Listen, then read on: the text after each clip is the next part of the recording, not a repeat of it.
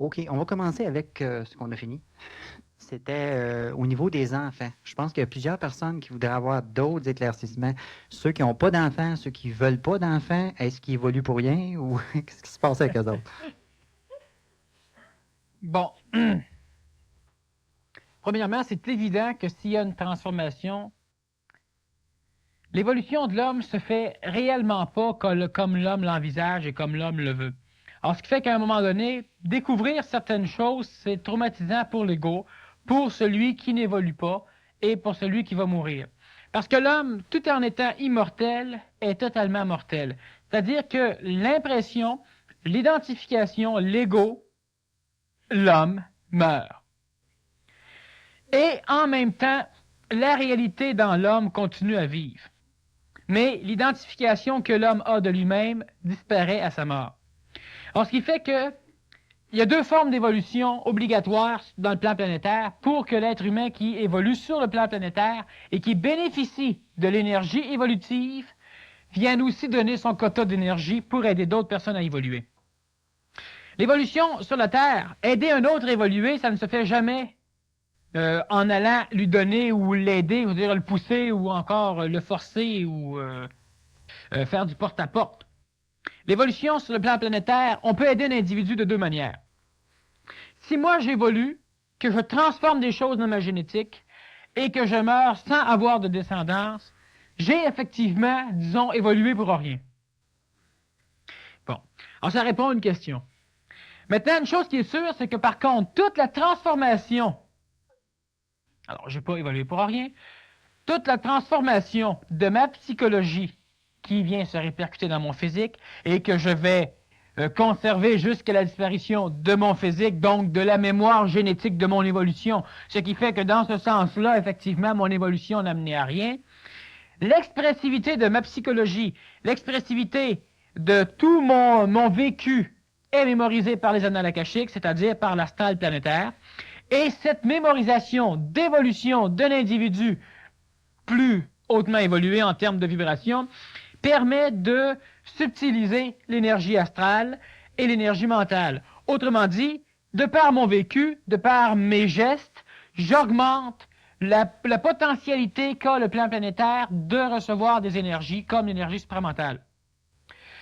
Alors, ce qui fait que je participe, si je n'ai pas d'enfant, à une évolution collective planétaire, mais ce n'est pas aussi efficace dans le plan de l'évolution que si j'ai des enfants après avoir pu me transformer sur le plan de la génétique, sur le plan du corps physique.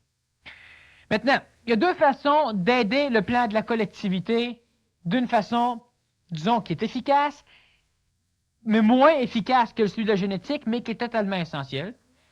Alors, soit que moi, j'évolue, je meurs, et automatiquement, disons que la mémoire de tout mon passage, comme le Nazaréen, il faut dire que le Nazaréen a laissé des descendances génétiques dans une corporalité, mais disons que si le Nazaréen n'aurait pas laissé de descendance génétique, n'aurait pas eu d'enfant, son passage, juste le passage, et ce qu'il a laissé comme mémoire dans une tradition, la tradition catholique, la tradition chrétienne, les messes, etc., et de même, tout ce qui a été écrit, a subtilisé l'astral.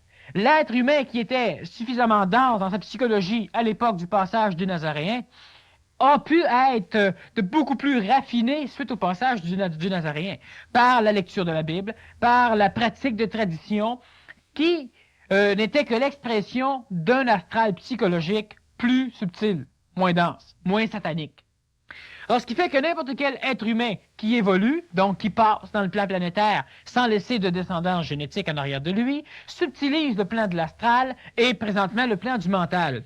Et subtilisant, donc augmentant le taux vibratoire, c'est ce que c'est subtiliser, le contraire de densifier, rabaisser le taux vibratoire, augmentant le taux vibratoire du schéma mémoriel planétaire, donc de l'astral planétaire ou du mental planétaire, il attire un peu ce que le Nazaréen a fait.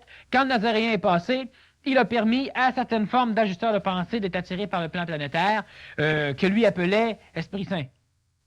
Alors, ce qui fait que un individu qui évolue, soit que dans son passage, la mémoire est cachée qui ramasse son passage, elle est subtilisée par l'expérience et automatiquement, il y a évolution planétaire, mais une évolution qui est hyper lente. il peut, en plus de cela, éduquer d'autres individus pour que ceux-là puissent mettre dans leur génétique l'éducation de l'individu qui n'a pas d'enfant, et les individus éduqués auront des enfants. Donc, automatiquement, ton évolution, même si tu n'as pas eu d'enfant, elle est propagée par la génétique. La génétique qu'un autre va donner, mais ça n'empêche rien au plan évolutionnaire que c'est transmis dans la génétique. C'est pas nécessaire que ce soit ton enfant qui transmette. L'important, c'est que l'évolution que tu as, tu puisses la transmettre. Et on ne doit jamais cacher quelque chose qui est amélioré. On doit le transmettre publiquement ou à des individus dans un cadre particulier si le cadre social ne se plie pas, disons, la transmission. Et automatiquement, toi qui n'auras jamais d'enfant, tu éduques des individus ou des enfants qui finissent par se transformer leur cadre génétique, et eux autres auront des enfants. Donc, ton évolution sera transmise par leur génétique, même si tu n'as pas eu d'enfant. En fait, un rayonnement, ça se perd pas. Le rayonnement diffuse sur les gens, sur la nature, sur tout l'environnement, puis c'est tout ça qui est imprégné, finalement, dans le nouveau fœtus qui vient, et lui-même a un taux vibratoire accéléré, etc. Oui, par contre, il y a une évolution beaucoup plus rapide de la masse humaine, avec des élites de plus en plus fréquents, c'est-à-dire qu'il va en naître de plus en plus des élites humaines, des surhommes et des surfemmes, qui à un moment donné seront normales, mais sûres par rapport à nous autres. Et si tu prends conscience de la transmission de l'évolution par la génétique, tu fais avancer beaucoup plus rapidement le plan évolutionnaire planétaire. Maintenant, quand je dis tu fais avancer, en réalité, c'est simplement parce que c'est le temps que ça se fasse. L'être humain est capable présentement de mettre au point, ce qui n'a jamais été le cas, des techniques d'enseignement qui permettent la transformation du plan cellulaire, donc du plan génétique chez les êtres humains, pour garantir la transmission dans la génétique. Voyez-vous, il y a de cela longtemps, l'être humain ne comprenait pas le processus de la génétique. D'ailleurs, ça fait quand même pas tellement d'années qu'on connaît le processus même de l'acide désoxyribonucléique, l'ADN, ce qui est le transmetteur de l'énergie mémorielle vitale dans le plan matériel, c'est la génétique, quoi.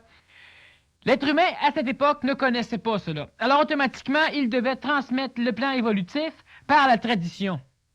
L'être humain, aujourd'hui, arrive, de par l'évolution génétique, disons inconsidérée ou inconnue à l'insu de l'homme, à pouvoir comprendre le processus de la transmission évolutive par la génétique. Donc, on doit abandonner les traditions à l'instant même où on arrive à comprendre les phénomènes de la génétique.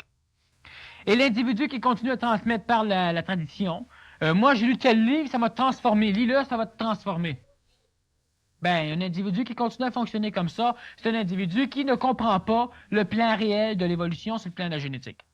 Alors, ce qui fait que tu as des enfants ou non, si tu comprends le processus, l'être humain a présentement les affinités mentales suffisamment avancées pour que l'énergie de leur ajusteur de pensée puisse leur donner de l'information pour leur permettre de mettre au point des systèmes d'éducation qui prennent en considération la transformation génétique pour pouvoir transmettre l'évolution de la race humaine. Ce qu'avant, on n'avait pas. OK, j'ai 3 questions sur la génétique ici, là. C'est bizarre? C'est arrivé à point. Alors, où se situe le Québec présentement face à son évolution, puisqu'il n'y a presque plus de natalité? Et pourtant, on dit que c'est ici que tout va se passer. Je vais te poser la deuxième, mais dans le même sens. Pourquoi la baisse de natalité dans les pays civilisés? Bon, alors, les personnes, s'ils se reposent la question en vue d'y répondre, ils risquent d'y trouver la réponse. Ça vient simplement, disons, appuyer ce que je viens de vous dire au niveau du chemin sur le chemin. Si les individus qui naissent disons, au Québec, si au Québec, c'est l'endroit privilégié, évidemment, on parle du Québec, une partie d'Ontario, le bouclier laurentien, la Terre-Blanche. Si le Québec, c'est un endroit privilégié pour pouvoir faire naître la race des élus, c'est-à-dire, disons, la 6e race mère, la race du Verseau. Cela veut dire que les êtres qui vont naître seront plus intelligents, ils seront différents de nous autres. Cela veut dire que le contexte social doit se prêter à une naissance de ces êtres-là pour ne pas faire ce qu'on a déjà vu il y a 2000 ans, un massacre total des nouveau-nés ou des enfants par le fait que la société ne peut pas les endurer. Donc, on les déforme par la drogue, par un paquet de phénomènes exorbérants. Ce qui arrive, c'est que présentement, l'être humain doit donner naissance à une corporalité infantile beaucoup supérieure à celle qui nous a servi de support. Pour cela, la race humaine québécoise doit être vachement plus évoluée dans sa génétique qu'elle l'est présentement. Ce qui fait que si c'est au Québec que cela doit se passer, il ne doit plus y avoir de naissance au Québec tant que l'être humain n'est pas prêt à enfanter l'ère du Verseau. Alors, il y aura presque plus de naissances dans les pays civilisés où le mental existe, et qui dit mental dit possibilité de relations supramentales. Donc, dans les pays industrialisés, dans les pays mentalement civilisés, automatiquement, il y a baisse de natalité pour cette raison. Toi, tu n'auras pas d'enfant parce que l'enfant que tu vas mettre au monde va être un problème dans le Verseau. Problème qui devra être détruit par les enfants du Verseau. Alors, tu n'enfanteras pas, tu ne t'accoupleras pas dans le but d'enfanter. Et dans 10 ans et dans 15 ans d'ici, l'expérience, et de même que les contacts, les affinités vibratoires supramentales ou d'ajusteurs de pensée, t'auront suffisamment transformé pour que ta génétique soit transformée. Les temps seront différents. Alors là, l'être humain recommencera à s'accoupler et recommencera à avoir des enfants. Mais il prévoira le contexte de l'accouplement. Il prévoira le contexte de la gestation. Ce ne sera pas une gestation comme on l'a fait présentement, où quelques mois avant d'accoucher, tu peux laisser ton travail. Tu prévoiras le contexte de la naissance. Tu prévoiras le contexte, évidemment, de l'éducation de 0 à aller jusqu'à 3 ans, disons dans le début, parce que c'est à cette époque-là surtout que l'identification de l'astral planétaire va tenter de venir emprisonner le nouvel enfant pour pouvoir l'assujettir par après en tant qu'adulte à la psychologie planétaire. Alors, ce qui fait qu'automatiquement, dans un nouveau temps, dans un nouvel espace, c'est-à-dire que la géographie, la géologie et tout le système social québécois va être transformé d'ici quelques décennies, alors automatiquement, là, l'homme va commencer à se multiplier. Et il pourra enfanter des êtres physiques qui seront, disons, divins à leur naissance, en ce sens qu'ils seront réellement supérieurs à ce que les êtres humains présents étaient à leur naissance. Donc, si toi, dans 15 ans d'ici, tu enfantes un enfant qui, dans 15 ans, donc dans 30 ans, lorsqu'il aura 15 ans, est obligé de s'armer pour se battre contre l'enfant que présentement tu pourrais enfanter et qui n'irait pas du tout dans le cadre du Verseau, on retarde tout le processus d'évolution planétaire à beaucoup plus loin. Il y a encore des enfants qui naissent, mais plusieurs sont déjà des êtres de la 6e race, et certains sont des êtres du poisson, des relégats du poisson, qui se détruiront eux-mêmes par la drogue et par différents problèmes. Certains êtres du Verseau sont aux prises avec les problèmes, évidemment, du poisson, la drogue et ces choses-là. La majorité arriveront à s'en débarrasser. Ces êtres-là sont une petite élite qui, quand même, vont avoir comme objectif de faire en sorte que la race humaine, qui disons québécoise, mais en réalité, ce n'est pas que la race québécoise, que la race des élus puisse continuer à vivre, à cheminer dans le corps physique jusqu'à l'époque où on devra enfanter des enfants qui seront réellement de la 6e race. Alors, ce qui fait que présentement, il y a baisse de natalité dans les pays civilisés mentalement, évidemment, et non pas civilisés psychologiquement, ce qui est une bonne différence entre un et l'autre, pour pouvoir permettre une épuration sociale, une épuration humaine, pour permettre à ceux qui vivent d'acquérir par l'expérience dans l'évolution de l'homme inconscient est synonyme de souffrance, acquérir par la souffrance suffisamment d'expérience pour arriver à transformer son plan génétique, pour que dans quelques décennies, il puisse enfanter la race des élus. OK. Que penses-tu des bébés éprouvettes? On a vu que c'est fait des expériences d'implantation. Oui, dernièrement au Québec, il y a une personne, on a fait 100 tentatives et il y a une personne sur laquelle ça a réussi, une personne qui vit au Québec, donc c'est la première au Québec. Les bébés éprouvettes, vois-tu, c'est une expérience qui n'est pas malsaine en soi. La seule chose, c'est que on va, par cette expérience, à l'encontre du phénomène retardatif ou encore du phénomène restricteur du prolongement de l'ère du poisson dans l'ère du Verseau. C'est-à-dire qu'on met au point des enfants qui sont des enfants du poisson, qui ne devraient pas normalement voir le jour dans un contexte comme celui vers lequel on s'en va, et on oblige un individu à se réincarner dans un contexte similaire.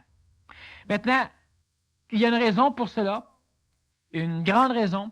C'est simplement pour permettre à l'identification égoïque de l'homme d'arriver à croire qu'il sera un jour capable de pouvoir faire naître un homme psychologique précis selon ce que lui-même voudra avoir. Cela veut dire qu'on pourra prendre des bébés éprouvettes. On commence par le bébé normal, c'est-à-dire qu'on ne fait rien de catastrophique. On fait juste féconder un ovule et quand c'est fait, on la transplante dans un utérus maternel sans toucher à quoi que ce soit.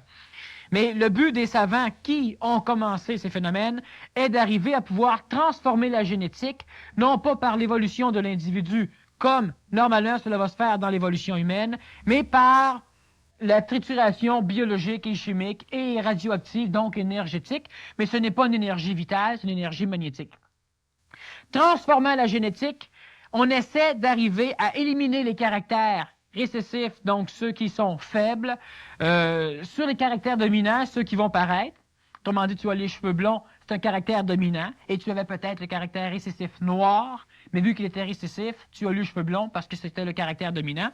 Alors, ce qui fait qu'à un moment donné, l'homme va finir par croire qu'il va être capable d'enfanter, de créer, typiquement, non pas dans une femme, typiquement à l'extérieur, des phénomènes humains qui pourront servir de robots. Donc, créer une race d'esclaves qui permettra à l'être humain, disons conscient, d'arriver à ne plus avoir à travailler dans les mines d'amiante, par exemple, où il risque l'amiantose. Alors, on fabriquera des êtres humains qui seront suffisamment imbéciles pour pouvoir travailler dans une mine d'amiante, et s'il meurt, ben, il n'y a rien là, c'est pas un être humain. C'est une corporalité programmée par l'être humain, de façon à ce qu'elle accomplisse une tâche sans jamais s'entanner. Un être humain sans astral, ou avec un astral, une âme très diminuée, sans psychologie. Donc, l'être humain va pouvoir passer ton aspirateur, servir de petit chien si tu t'ennuies, bâtir des autos. Tous les travaux manuels dangereux ou que l'homme déteste pourraient être faits par ces hommes-là. Si l'identité de l'homme, si l'homme peut croire qu'un jour il aura la science pour fabriquer ces espèces d'êtres humains, cela le rassure. Et pendant que la psychologie de l'astral est rassurée par ce phénomène-là, l'être humain ne cherche pas à évoluer, à transformer la génétique par l'évolution, une évolution d'éducation. Alors, comme je te dis, ces clones-là, ces phénomènes-là sont des phénomènes donnés, obligés à l'homme par le plan astral, le plan satanique, qui donne un outil à l'homme pour que l'homme puisse se retarder encore plus dans son évolution. L'autre principe du clonage, c'est-à-dire de l'évolution, de la transformation génétique dans les éprouvettes, ce qui n'a pas été le cas au Québec présentement. Comme tout à l'heure, je le répète, la personne qui présentement porte un enfant, c'est un enfant normal, qui n'a pas été trituré, qui n'a pas été transformé. Bon. Le clonage, c'est-à-dire que l'enfant transformé, la transformation du gène, peut aussi amener l'être humain à pouvoir créer des génies. Des génies qui solutionneront nos problèmes. Créer des hommes qui iront se battre. Donc, tu fabriques un soldat parfait et tu le reproduis à 2 millions d'exemplaires et tu l'envoies sur les fronts. Et quand il en manque, ben, t'en fais d'autres. Pas de problème. Alors, ce qui fait que tu peux aussi arriver à créer par cette transformation génétique. Elle est expérimentale. On a réussi à créer des chats à 3 têtes. On a réussi à créer des poules à 4 pattes pour avoir plus de cuisses. Ça, c'est la compagnie, je dirais pas le nom qui a travaillé là-dessus, mais souvent, on mange souvent de ces poulets-là. Des poulets déplumés d'avant, qui naissent pas de plumes pour pas avoir à les déplumer par après, ce qui sauve du travail dans les compagnies. Alors, on a plusieurs phénomènes dans le genre, et c'est réel, le poulet à 4 pattes ainsi que le poulet pas de plumes. Ça permet aux industries de faire plus d'argent. Tu te rends compte, tu as besoin de 2 fois moins de poulets pour autant de cuisses, et tu n'as pas à les déplumer. Hein? C'est un travail dans la génétique qui donne des transformations. Maintenant, il y a eu des problèmes, le poulet pas de plumes mourait de froid, et enfin, il y a plusieurs choses dans le genre. C'était pas parfait. L'idée aussi, c'est d'arriver à pouvoir transformer ce que je veux. Je m'en vais voir la compagnie, je lui dis quel genre d'enfant je veux avoir, il me le fabrique, et après ça, ma femme accouche d'un enfant qui a les caractères physiques que je désirais, les cheveux comme je les voulais, les yeux comme je les voulais, tout comme je le voulais, ainsi que la psychologie que je voulais. Cela veut dire que je vais avoir, évidemment, regardez les parents, si les parents auraient accès à ça, on aurait tous des enfants esclaves. Un enfant qui est sage, un enfant qui écoute, un enfant qui rentre à l'heure qu'on veut, bref, un enfant parfait, qui ne sera jamais un adulte parfait parce qu'une fois les parents morts, il n'aura plus de programmeur pour le diriger. Et l'inconscience de l'être humain fait que jamais, du moins avant très long terme, il n'aura la capacité intelligente de pouvoir aboutir dans son clonage. Par contre, en attendant, il s'amuse, cela l'occupe, et au lieu de travailler sur la transformation génétique par l'évolution sur le chemin, celui que j'ai parlé ce soir, l'astral l'occupe à essayer de faire le travail sans que lui ait à se transformer. Alors je vais créer l'homme parfait, la femme parfaite, qui pourra enfanter des enfants parfaits. Et par la science, je vais le faire. Et tu crois que c'est correct. Tu crois que c'est parfait. Mais le problème, c'est que l'homme ne sait pas ce qu'est un homme parfait. Et l'homme, même en tripotant les produits chimiques, il ne pourra jamais arriver à créer un être parfait parce que la perfection de l'homme n'est qu'un concept, une interprétation d'un processus qu'il a perçu mais qu'il ne connaît pas. Alors, il ne pourra évidemment pas créer un être parfait. Comment il fait l'homme pour faire rappeler dans l'invisible, dans l'astral, si tu veux, une entité embarquée dans sa game comme ça? Tu fabriques un corps physique et c'est tout. Et l'énergie vibratoire du corps physique, selon l'état vibratoire du corps physique, donc selon l'état de la génétique qui le crée, va attirer obligatoirement, par effet d'amour, une entité psychologique qui fit avec le corps physique, qui va attirer une entité, disons, identifiée au niveau du mental, pour créer un être humain qui s'exprimera selon la capacité de son corps physique. Maintenant, il y a suffisamment d'âmes, disons, en voie de formation ou en voie de déformation sur le plan planétaire pour venir habiter un individu qui n'a pas de possibilité d'expressivité psychologique de par le plan physique. Donc, tu auras des zombies, des morts vivants, des individus qui ont un plan vital, qui ont un plan physique et qui n'ont comme plan psychologique que le fait d'être assujettis à un maître extérieur. Alors, comme le vaudou peut en créer, c'est-à-dire que le vaudou, par certains rituels, va réussir à éliminer l'identification chez l'être humain. Alors, automatiquement, l'être humain reste vivant, mais psychologiquement, il est mort. Mentalement, il est mort, cela va de soi, parce que le mental est attiré par la psychologie, donc n'ayant plus de psychologie, il n'y a plus de mental. Il ne reste qu'une parcelle mémorielle programmée, car lorsque tu fabriques un zombie, tu dois retirer l'âme, mais tu dois lui en donner un autre immédiatement. Sinon, il y a des agrégations du corps vital qui, évidemment, vont amener le pourrissement du corps physique. Alors, tu reprogrammes, donc tu reformes, tu recrées. D'ailleurs, certains contextes militaires ont aussi fait du vaudou. Le lavage de cerveau, c'est la même chose.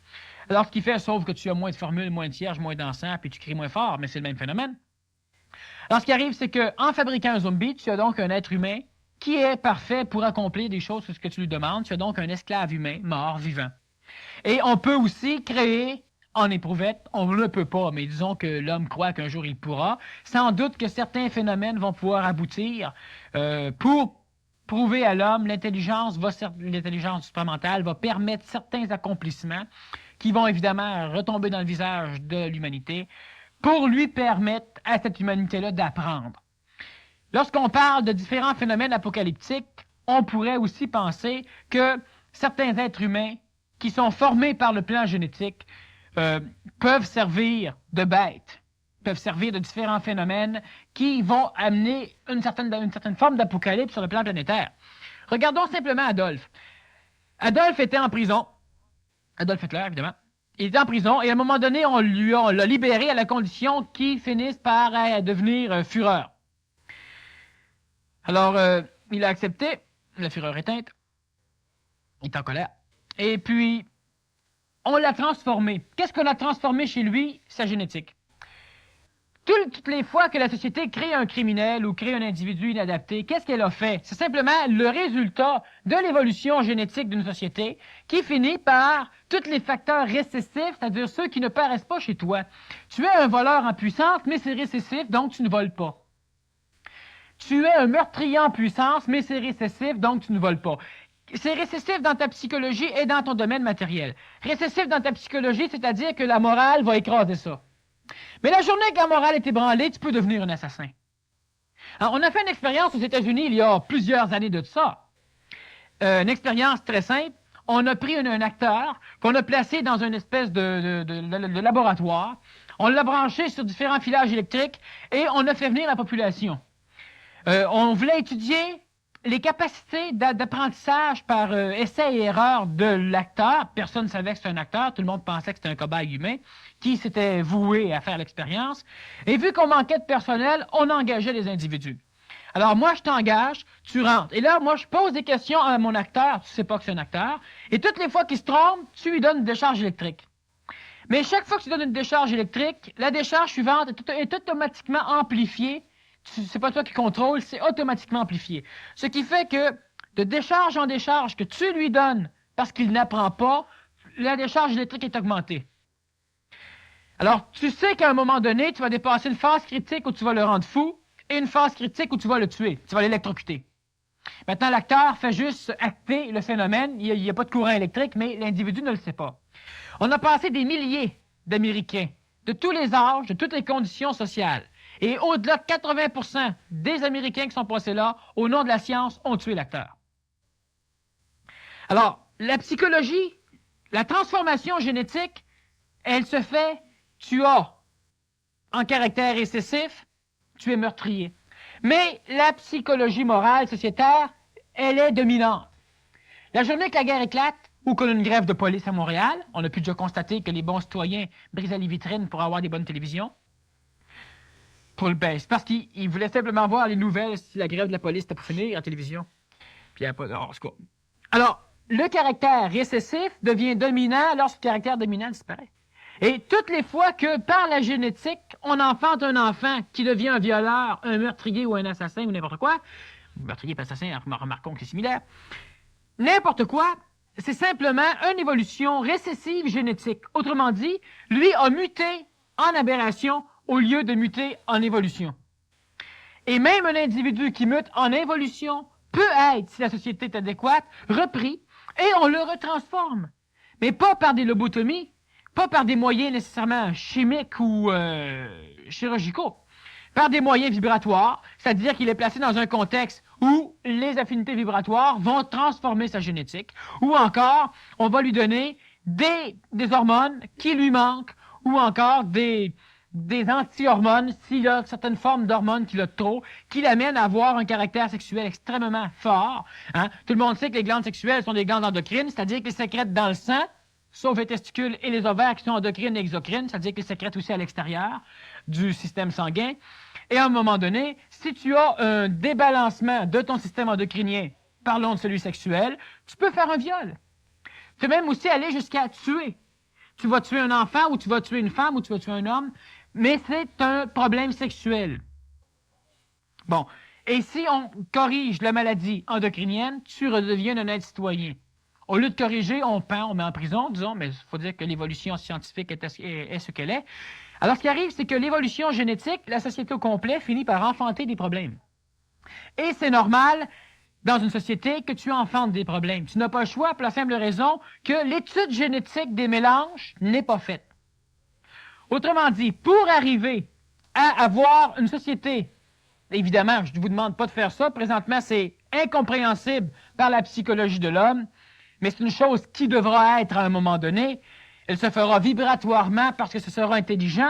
On ne se mariera pas parce que l'on va s'aimer. On va se marier parce que ça va être intelligent de se marier.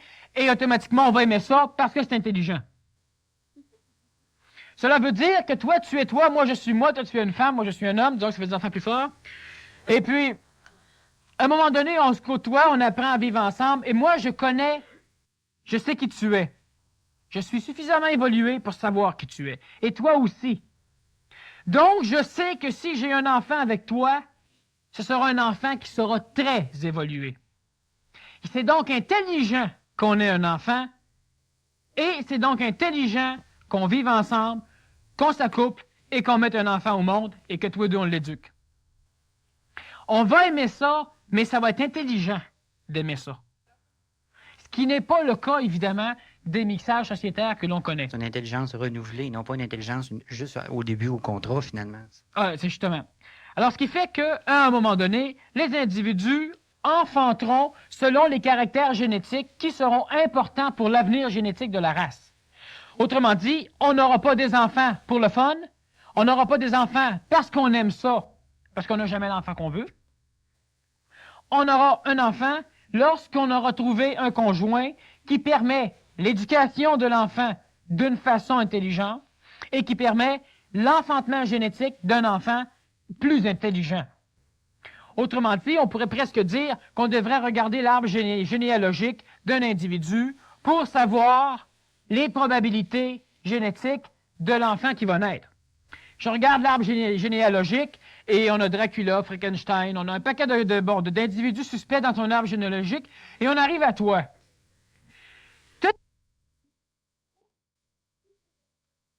Tous les caractères dominants étaient des caractères monstrueux et tous les caractères récessifs étaient des bons caractères. Et par le mélange génétique, toi, tu es apparu sur la planète Terre avec tous les caractères récessifs.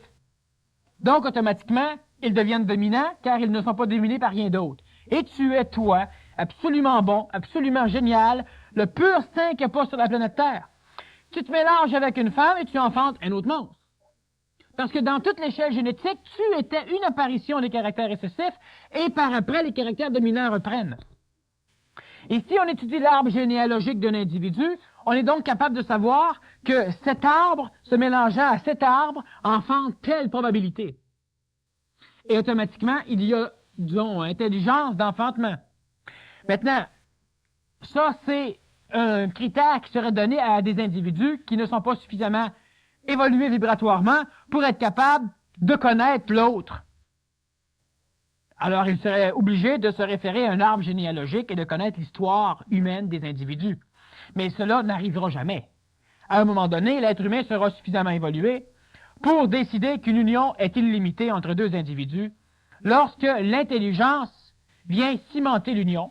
Et là, ils pourront avoir un enfant ou plusieurs enfants dans l'intelligence de l'enfantement. De toute façon, à un moment donné, on va revenir sur le phénomène de la conception de l'enfant dans une conférence ultérieure en 85. Alors, ce qui fait qu'on va donc sortir un peu du sujet. Alors, ce qui fait que la société elle-même va donner de temps en temps des caractères dominateurs qui sont mauvais. Alors, on crée des individus qui sont aberrés, c'est-à-dire que c'est simplement chacun d'entre vous, il y a quelque chose qui n'est pas correct. Et si toutes ces lacunes-là apparaissent chez un être humain, ben l'être humain, il est bien mal pris. Et vous avez tout quelque chose de parfait.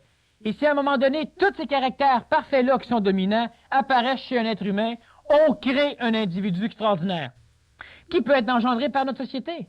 Mais le problème, c'est que l'inverse est aussi vrai. Alors, de temps en temps, on a un Gandhi, et de temps en temps, on a un Adolf Hitler. De temps en temps, on a un Aurobindo, et de temps en temps, on va avoir un révérend Moon, ou encore un révérend Jones. Alors, de temps en temps, on a une société qui crée quelque chose d'absolument extraordinaire, comme l'a été l'enfantement du Nazaréen. Le Nazaréen a été prévu génétiquement, et la secte nazaréenne, qui était reliée à la secte essénienne, avait prévu, calculé, pour qu'à un moment donné, tel mâle vienne rencontrer telle femelle pour donner naissance à Joseph, pour donner naissance à Marie, et après ça, bien évidemment, d'autres processus que j'expliquerai pas ici, parce que premièrement, ça pourrait être, disons, très mal compris par la population. En ce qui concerne, disons, l'Immaculée Conception, mais le Nazaréen avait un corps physique parfaitement prêt à recevoir ce qu'il devait recevoir, c'est-à-dire l'essence christique. Sinon, le Nazaréen n'aurait pas été Jean. Jean était une probabilité, Jean le Baptiste, était une probabilité physique du Nazaréen. C'est-à-dire que le Christ avait le choix de naître entre Jéhosua ben Joseph et Jean le Baptiste. Les deux étaient une probabilité pour pouvoir recevoir le Christ. Et dans la corporalité, dans l'essence même, la perfection corporelle avait été atteinte, parce que les deux femmes avaient enfanté d'une façon similaire. Et l'une était supposément immaculée, l'autre, il était un peu moins. C'est-à-dire que, disons qu'elle n'avait jamais eu d'enfant, mais elle avait déjà eu des tentatives. Mais ce n'est pas la raison pourquoi Jean n'a pas été élu, c'est simplement que la corporalité physique de Jean ne se prêtait pas parfaitement à la réception de l'énergie christique, et c'est donc le corps de Jéhosua ben Joseph, plus connu par après sous le nom de Jésus, le Nazaréen, qui a reçu le Christ. Puis l'autre qui était presque prêt finalement, quelle mission qu'on a? Lui, qu'on a alors établie? la mission qu'il a eue, ça a simplement été de préparer le chemin pour celui qui devait suivre. C'est-à-dire que le temps ne se prêtait pas. Alors Jean est venu au monde quelques années avant Jésus-A, avant le Nazaréen, avant Jésus, et lui il n'était pas l'être parfait. Alors ce qui fait qu'automatiquement, il a eu comme mission de préparer le chemin parce que c'est évident que l'être parfait s'en venait. La corporalité génétique, physique était presque en train d'aboutir. N'importe quand, si on arriverait à recréer un corps physique similaire à celui de Jésus de Nazareth, on aurait automatiquement incarnation d'une entité extraordinairement supérieure à celui de l'homme. Ce ne serait pas l'entité, car ne reviendra pas. Essaye de reproduire artificiellement. Il y a quand même un filon dans sa tête, il y a quelque chose en quelque part une intuition qui l'amène quand même. Tu sais. Il est toujours dans la réplique, mais quand même. Continuellement. Mais la seule chose qu'il y a, c'est que l'homme, au lieu de transmettre par la génétique, de faire un travail génétique, travail qui a déjà été fait par quelques écoles ésotériques, qui étaient manipulées, disons, par une intelligence supérieure. On a eu l'école essénienne, qui était manipulée par un Melchisédek. On a eu l'école, disons que, dans l'Antiquité, on a eu l'école rosicrucienne, qui était manipulée par Lazare. Aujourd'hui, disons qu'évidemment, comme dans n'importe quelle école, il y a un apogée, puis par après, il y a une destruction. Alors, ce qui fait qu'aujourd'hui, ce n'est plus le même état, disons, de transmission de connaissances de par la génétique. Quoique, si on regarde simplement les phénomènes d'apprentissage où on a des initiations physiques réelles et authentiques, ce sont souvent des écoles manipulées par l'énergie intelligente. Évidemment, je parle d'initiations qui ont un but intelligent et qui ont des résultats. C'est-à-dire que si j'ai une initiation et qu'après avoir essayé 100 individus, j'ai 100 échecs, je ne peux pas dire que parce que j'ai des initiations, que c'est l'énergie intelligente qui dirige mon affaire. C'est pas non plus une question de chiffre. Tu peux en avoir. C'est pas une question de chiffre qui fait que tu as réussi. Non, mais si tu en as pas 700, tu aurais dû avoir 100 succès. Parce que sinon, tu aurais été suffisamment dirigé par l'énergie intelligente pour reconnaître ceux qui peuvent et ceux qui peuvent pas. Alors, automatiquement, il y a une bonne différence. Si on regarde simplement le révérend Jones, qui a initié 900 quelques personnes à une phase évolutive assez exemplaire, le suicide collectif qu'on a eu en Guyane, Jim Jones, à Johnstown, évidemment, on a initiation. Mais Satan ou Belzébuth manipulait les phénomènes. C'était pas une énergie intelligente de style yavique.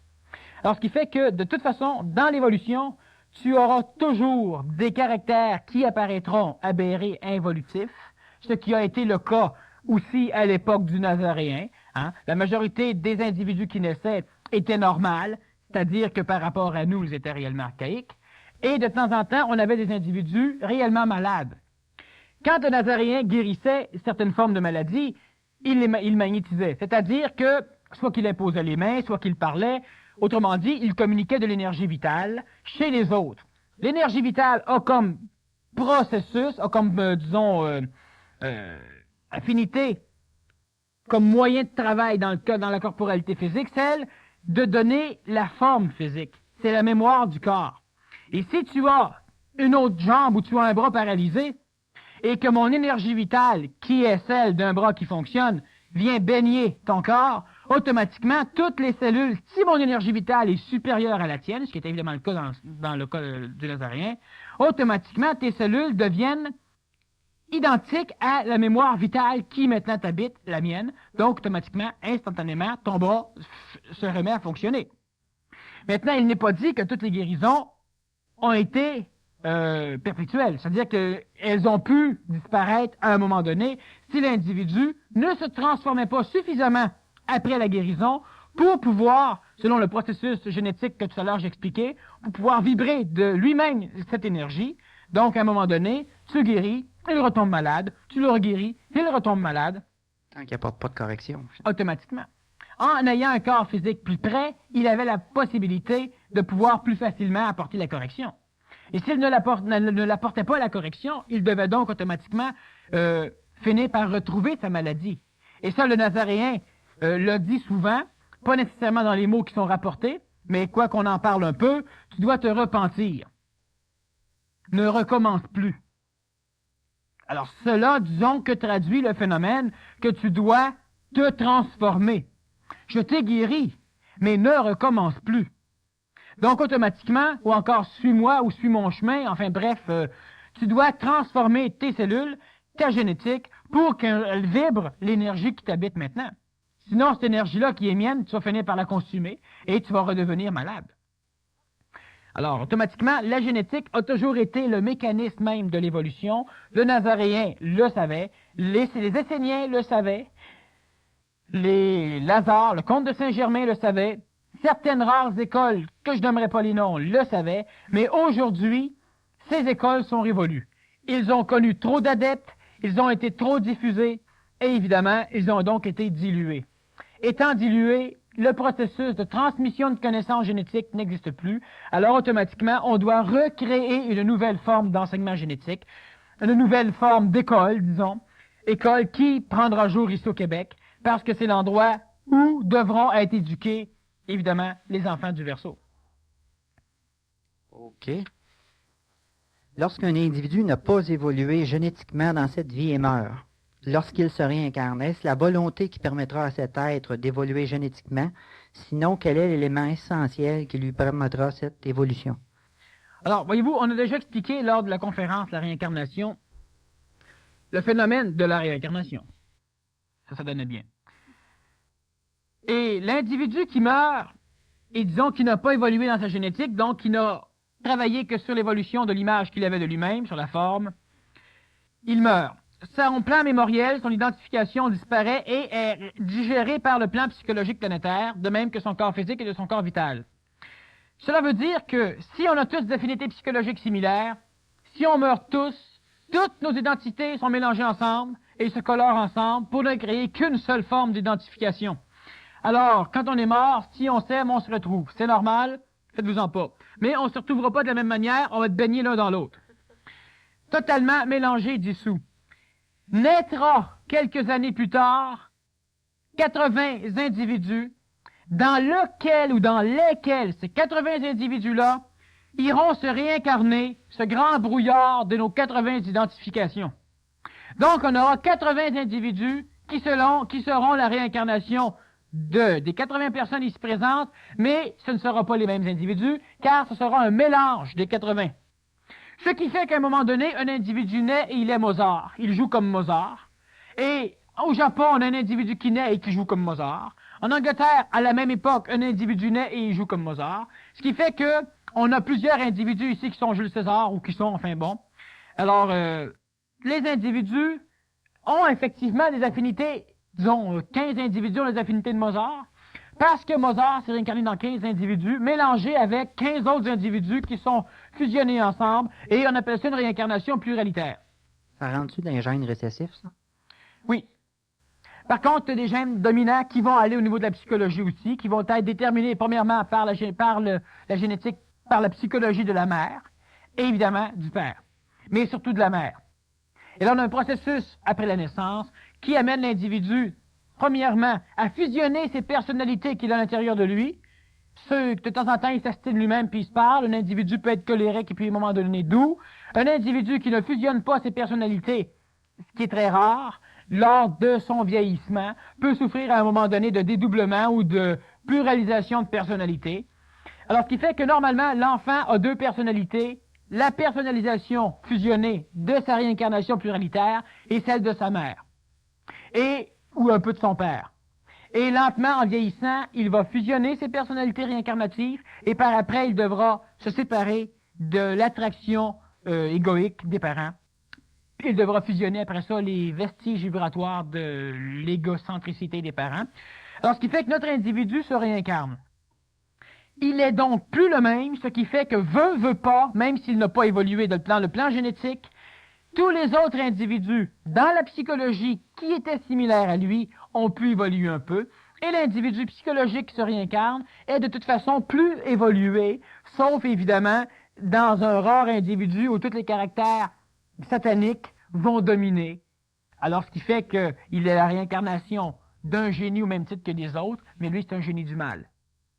Et les autres ont tout en potentiel le mal, mais ils expriment tout le bien. Et lui a en potentiel le bien, mais il exprime le mal. La corporalité physique, disons que les individus qui vont se réincarner vont emprunter par après, elle aussi a évolué. Tu n'as pas évolué dans la génétique, tu meurs, tu es fusionné à d'autres, et dans 30 ans, 50 ans, 100 ans, 200 ans d'ici, tu te réincarnes dans un corps physique qui veut pas, aura évolué par la génétique. Alors, ce qui fait que de toute façon, l'individu même qui disparaît revient dans un plan physique qui est plus évolué. Mais Daniel, mettons que tu prends dans cette espèce de brume là, où il y en a 80 de fusionnés, là, qu'est-ce qui fait qu'il y en a un moment donné qui prime? C'est-tu l'intensité de son véhicule, l'auto vibratoire qui a atteint? Les individus disparaissent tous dans leur identification. Il reste une personnalisation qui est absolument différente et je ne veux pas l'aborder parce que le processus de la réincarnation est compris que par le plan psychologique et il est mal compris par le plan psychologique. Alors, l'individu même ne domine jamais. Toi, tu fouilles et tu sais que dans une vie ultérieure, tu étais telle personne. Mais tu étais telle personne, oui, mais ce que tu ne sais pas, c'est qu'elle est aussi réincarnée dans plusieurs autres personnes. Et que si ces personnes-là font aussi une régression d'âge, jusqu'avant leur naissance, ils vont eux aussi découvrir qu'ils étaient cette personne-là, ce qui peut t'amener à t'astiner publiquement à un moment donné, comme ça s'est déjà vu à l'époque de Bridey Murphy et de certaines autres personnes, que moi j'étais un tel, mais pas toi, puis que moi aussi je suis un tel, puis effectivement vous étiez un tel. C'est une dilution qui t'amène de toute façon à perdre toute identification. Et c'est obligatoire, et c'est pour ça que l'être humain meurt.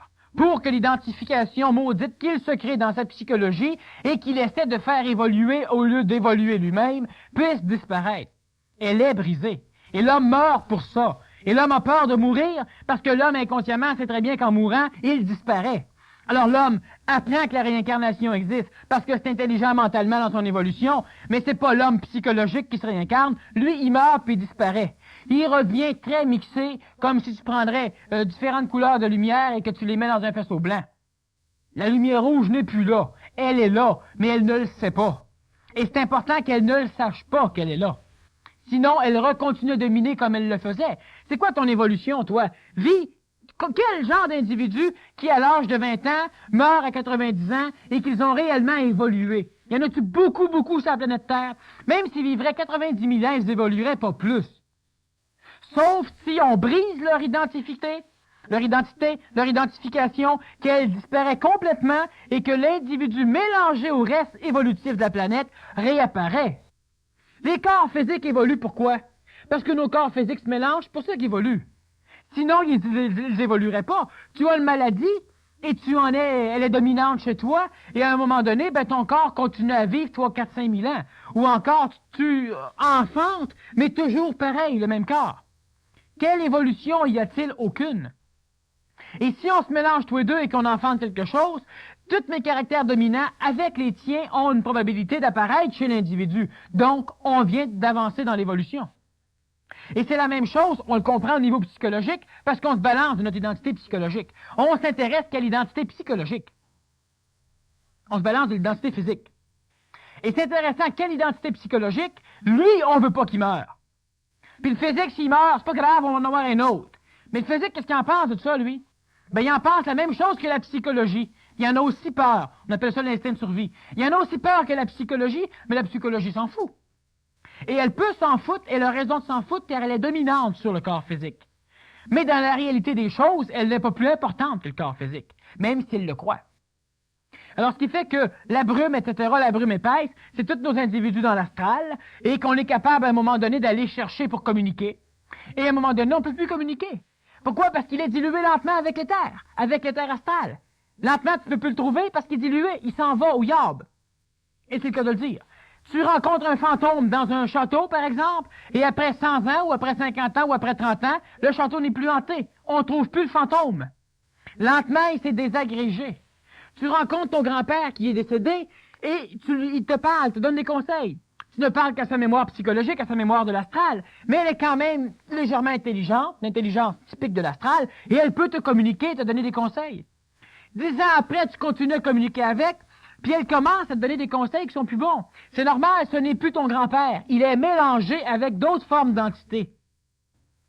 Ce qui fait qu'à un moment donné, il y a une entité qui va mourir, qui va venir et qui va s'emparer du mélange. Il va être mélangé avec, Et il va être dominant sur le mélange. Tu recommuniques ton grand-père et ce n'est plus ton grand-père, mais tu le sais pas. Alors le spiritisme, c'est une aberration idiote de l'évolution de l'homme, et c'est pourquoi qu'on doit laisser les morts s'occuper d'eux-mêmes, parce qu'à un moment donné, on ne sait plus avec qui on communique. Alors, l'identité de l'homme, elle est diluée, elle est absorbée par l'astral planétaire, et c'est normal, cela doit être. Sinon, il n'y aurait pas d'évolution pantoute. Tu resterais toi, comme tu veux être toi, comme tu tiens à être toi, et il suffit juste que tu perdes un doigt ou un membre, ou que ta maison brûle, ou qu'il se passe la moindre petite chose dans ta vie, pour que déjà tu souffres tellement tu ne veux pas changer. Alors, si tu veux pas changer, tu n'évolueras pas plus si tu vis longtemps. Et puis en plus, tu vis pas longtemps parce que tu es tellement tout croche que tu désintègres ton corps. Alors, tu meurs, ta psychologie est diluée dans l'astral, ce qui est normal. Tu as une certaine forme de personnalisation, non pas de l'esprit, parce que l'esprit, c'est pas si extraordinaire qu'on peut penser avec. L'homme croit que l'esprit est extraordinaire, l'homme a quelque chose d'extraordinaire en lui, c'est-à-dire que l'homme réel est extraordinaire, mais l'homme réel n'existe pas, en ce sens qu'il n'a pas d'identification de lui. Donc, l'homme réel ne sait pas qu'il existe parce qu'il ne vit pas sur le plan de l'identification. Mais l'homme psychologique qui l'entoure, l'homme réel, lui ne vit que sur le plan de l'identification et il cherche à faire évoluer l'identification. Et cette identification, l'homme psychologique, l'homme, doit mourir pour permettre à cet homme psychologique d'être détruit. Et lorsqu'il est détruit, alors on fait évoluer, on subtilise le plan de l'astral, et lorsqu'il y a réincarnation, on a donc un corps physique plus adéquat, un corps vital plus adéquat, un corps psychologique ou astral plus adéquat, un corps mental plus adéquat, ce qui permettra à un moment donné à la personnalisation, à l'homme réel de construire, de découvrir qu'il existe, parce que l'homme psychologique s'est totalement détruit, et il découvrira qu'il existe lorsqu'il pourra être en relation avec un ajusteur de pensée, c'est-à-dire quelque chose qui va venir obliger son être-té, l'expressivité des énergies, à être pure, c'est-à-dire qu'elles ne sont plus colorées par des plans inférieurs comme le plan psychologique, comme le plan vital, le plan de l'astral, le plan du physique individuel ou encore au niveau de l'échelle planétaire. Un jour, l'homme, il va commencer à un moment donné à s'apercevoir que, de temps en temps, dans ce qu'il dit, il y a un peu d'esprit, mais il n'y a pas un esprit là, qui y colle après. Là, tu sais. Bon, l'homme n'a pas d'esprit. L'homme psychologique n'a pas de corps. L'homme physique a un corps, l'homme psychologique a une psychologie. Mais l'homme psychologique pense qu'il y a un corps, pense qu'il y a un vital, pense qu'il y a un astral, pense qu'il y a un mental, pense qu'un jour il va avoir un corps supramental, puis en réalité, c'est un petit morceau qui pense qu'il est tout. Donc, tu as le droit de parler juste au nom du petit morceau, jamais plus. Quand tu es l'homme psychologique, tu ne parles qu'en fonction de l'homme psychologique. Mais l'homme psychologique se plaît de colorer l'homme mental. Alors, quand le mental veut prendre une décision, quand le mental veut comprendre quelque chose, faire une relation logique, l'homme psychologique vient s'en mêler et vient colorer l'homme mental, ce qui fait qu'à un moment donné, l'homme mental ne sait plus ce qu'il fait et l'homme psychologique croit à être mental. De même que l'homme psychologique détermine qu'est-ce que le corps physique doit manger. Parce que l'homme psychologique aime ça. Mais le corps physique, c'est bon pour lui ou pas bon pour lui, ça n'a pas d'importance. L'homme psychologique croit être le corps physique. Et l'homme physique, lui, n'a rien à dire. Alors, ce qui fait que l'homme psychologique détermine le nombre d'heures de sommeil du corps physique, le nombre de nourriture, la qualité de la nourriture, la fréquence de nourriture, les amusements, même si ça épuise l'énergie vitale, c'est pas grave, l'homme psychologique aime ça. Et l'homme psychologique veut évoluer. Et c'est lui qui est l'image, et l'homme psychologique se dessine une espèce de tableau de lui-même qu'il trouve beau, et il s'évertue à mettre toute l'énergie de l'évolution dans l'amélioration de cette peinture, et plus il la trouve beau, plus c'est évolué. Et cette peinture, qui est l'identification de l'homme psychologique, il se voit que parce qu'il y a une peinture qu'il a fait de lui-même, parce qu'il a une image, parce qu'il impressionne quelque chose dans sa matière astrale où il peut se voir, et il impressionne aussi la matière astrale des autres pour vous se voir encore mieux. Et à un moment donné, il doit mourir. Cette peinture doit être détruite et toutes les formes d'impression de l'homme psychologique doivent être détruites pour permettre l'évolution. Et le chemin, sur les chemins, c'est l'évolution malgré l'homme psychologique et tous les autres chemins avancés dans le plan planétaire par l'homme pour l'homme sont des chemins qui n'amènent l'homme qu'à de l'espoir, qui n'amènent l'homme qui a de l'espoir qu'un jour son image sera parfaite. Elle sera à l'image de Dieu, qui amène l'homme à penser que la perfection de l'image est la perfection de l'être, de lui-même, qui amène l'homme à penser que l'expression qu'il a de lui est lui. Alors c'est pour ça que si à un moment donné, tu te représentes comme étant le Nazaréen et que moi je te dis que Jésus-Christ est un Christ de fou, alors à un moment donné, tu es frustré. Parce que tu te prends pour cette image-là et moi je ternis l'image, tu te sens terni. Mais jamais le Nazaréen serait frustré parce qu'à un moment donné, on va prendre son crucifix et on va le casser. Imaginez-vous rentrer dans une maison où vous voyez à moitié déshabillé sur une planche de bois crucifié, ben vous ne serez pas content. Et puis si à un moment donné quelqu'un brise ça, ben ça vous dérangera pas. Par contre, si présentement on rentre dans une église et qu'on brise certaines formes, ça dérange le monde parce que l'homme croit que l'évolution se fait avec les formes et il croit que la forme représente réellement l'identité de l'individu.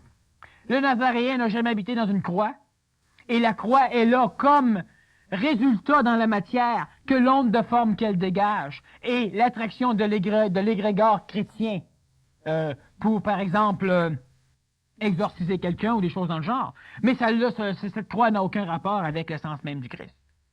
Alors, ce qui fait que tous ces phénomènes-là de l'homme psychologique doivent être balayés, c'est normal, et l'homme n'a pas le choix, l'homme psychologique n'a pas le choix. L'homme psychologique détermine ce qu'est la paix et il essaie de l'enseigner aux autres. Et il l'enseigne même par la guerre si les autres ne veulent pas comprendre la paix. Alors, pensons juste à ce que serait l'évolution si l'homme psychologique déterminerait les cadres de ce que devrait être l'évolution de l'homme. Tu évolueras en maudit comme moi. On fait juste regarder le nombre de religions, le nombre d'écoles, le nombre d'enseignements, le nombre de sectes, le nombre de tout ce qui existe, avec tous les moyens pour arriver à vendre. Et tu peux voir déjà ce que serait l'évolution de l'homme si l'homme psychologique arriverait à manipuler les énergies intelligentes pour imposer son plan d'évolution, qui serait évidemment un plan par l'absurde.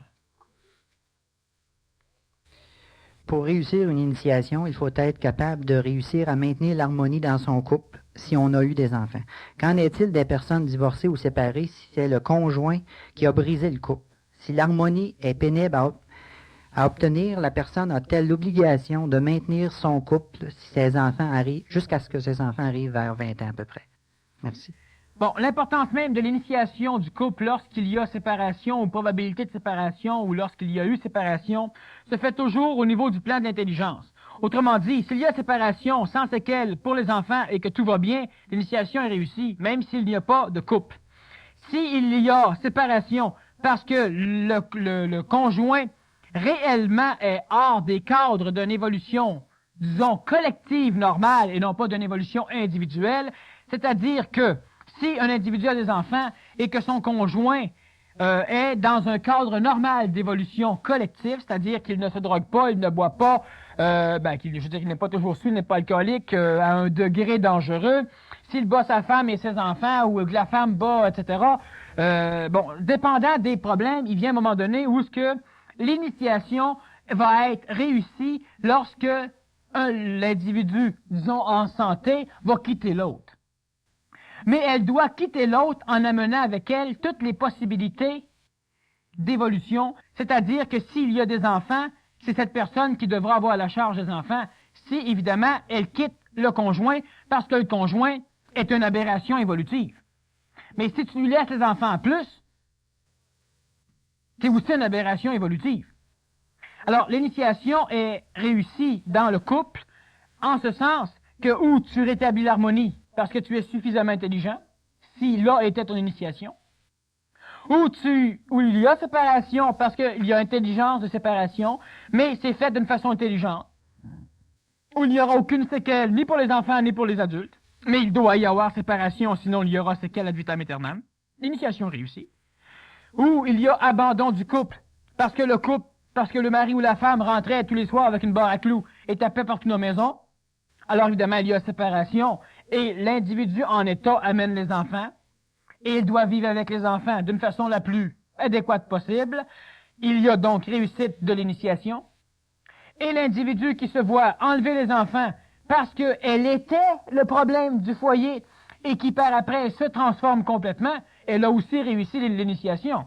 Mais l'individu qui part lors d'un phénomène de couple, parce que lui évolue, et parce que le conjoint ne suit pas son évolution, et parce que le conjoint n'est pas suffisamment évolué, ou parce que le conjoint ne veut pas suivre les mêmes cours que lui, ou parce que le conjoint ne veut pas rentrer dans la même religion que lui, ou ne va pas assister aux mêmes conférences que lui, alors lui, là, il rate, mais il rate au bout. S'il évolue plus, il est plus intelligent. Il va s'organiser pour marcher dans l'initiation. C'est là qu'il y a manquage d'initiation, lorsque l'individu quitte par snobisme évolutif. Merci. Je vais souhaiter au nom du personnel ici là, des joyeuses fêtes à tout le monde. Puis je pense qu'il y a... Je suis pas sûr s'il y a des conférences, genre, vous parler de ça la semaine prochaine. Ouais, je dirais seulement que